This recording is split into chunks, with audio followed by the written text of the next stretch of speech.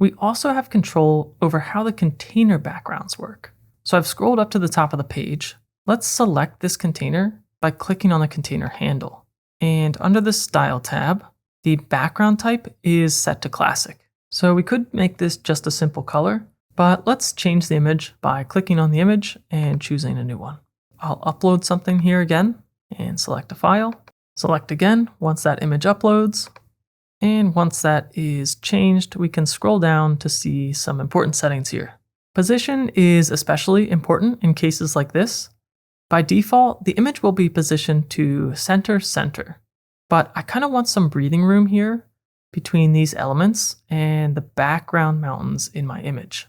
So this is a little tricky to visualize, but I know that the aspect ratio of my image is taller than this container. So if I change my position to top center, I get a little bit more of that room that I wanted around these elements. An attachment set to scroll is what I like. If we scroll through our web page, we can see that the image looks like it is pinned with the other elements that we have here in front of it. If we change this to fixed, the image stays in place as we scroll, and the container acts as almost like a moving window to look into the pinned image in the back that stays stationary.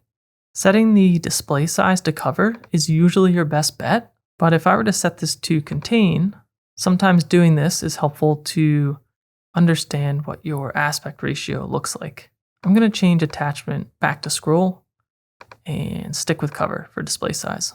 Background overlay is another useful setting that we have here, and I like to use this to either brighten or darken my background image. So if we come here and choose black as our background color, and we manipulate the opacity using the slider, we can achieve any desired look that we like.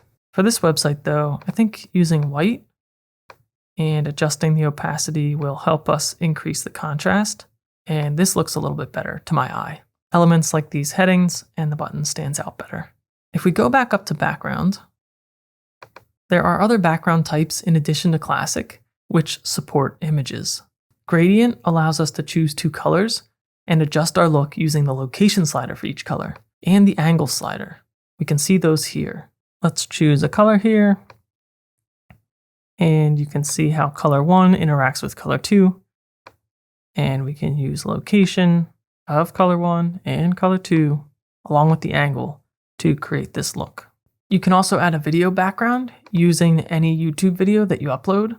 For demonstration purposes, I've found a video of some mountains, and so I'm going to paste this link in here. I know the timestamps in seconds that I've searched ahead of time, so I'll enter those here.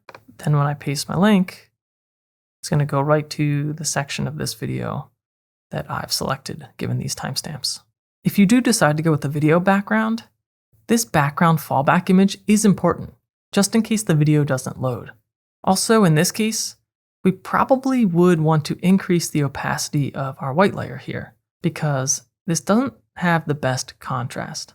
If I bring this closer to 50, we can see our words in the headings and the button much better.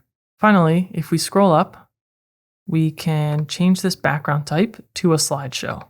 Here you can select several images to add a gallery. I'm going to select a few that are already here and create new gallery, insert.